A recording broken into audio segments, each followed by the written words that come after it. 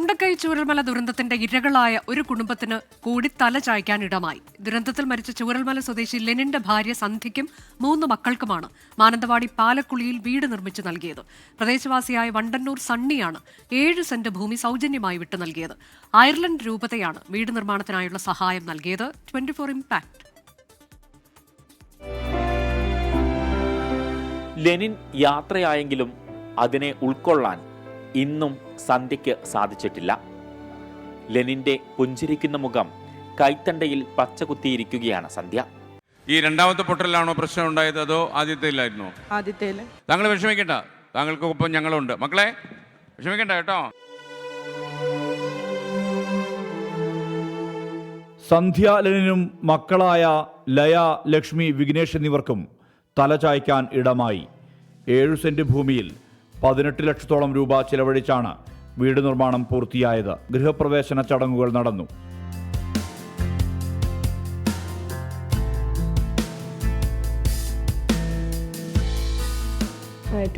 ന്റെ സാനിച്ചേട്ടനാണ് എനിക്ക് first call ചെയ്യുന്നത്. ഇങ്ങനെ ഒരു സ്ഥലമുണ്ട്, വീട് വെച്ച് തരാനായിട്ട് താല്പര്യമുണ്ട് ഇവർക്കെന്ന് പറഞ്ഞ് എന്നെ കോൺടാക്ട് ചെയ്യുന്ന സാനിച്ചേട്ടനാണ്. പിന്നെ ദൈവാനുഗ്രഹം പോലെ പെട്ടെന്ന് വീട് പണി പൂർത്തിയായി. ഇപ്പോൾ ദാ പാല് കാച്ചി ഈ വീടിൻ്റെ കർട്ടൻ സഹിതം ഇട്ട് അങ്ങനെ എനിക്കൊരു അച്ഛൻ്റെ സ്ഥാനത്ത് നിന്ന് ഇത് ചെയ്തു തന്നത് സാനിച്ചേട്ടനാണ്.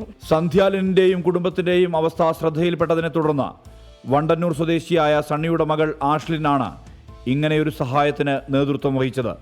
സണ്ണിയും ഭാര്യ ലിസിയും വിട്ടു നൽകിയ ഭൂമിയിൽ വേഗത്തിൽ തന്നെ അതിമനോഹരമായ വീട് ഉയർന്നു. അവർക്ക് സ്ഥലമില്ല എന്നുള്ളൊരു പ്രോബ്ലം ഉണ്ടായിരുന്നു. പെട്ടെന്ന് തന്നെ എനിക്ക് കുറച്ച് അധികം സ്ഥലമുണ്ട്, 4 ഏക്കർ സ്ഥലമുണ്ട്.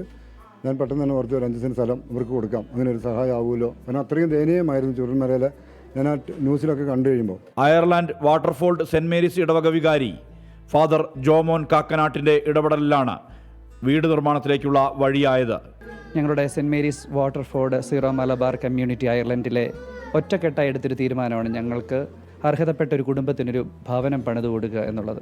അങ്ങനെ കിട്ടിയ 7 സെൻറ്റ് സ്ഥലത്ത് ഇന്ന് ഒരു കുടുംബത്തിന് വളരെ നന്നായി അഭിമാനത്തോടെ ജീവിക്കാവുന്ന ഒരു ഭവനം ഒരുങ്ങിയിരിക്കുകയാണ്. സ്വപ്നതുല്യമായ ഒരു വീട് ഇവിടെ പണി പൂർത്തിയായി.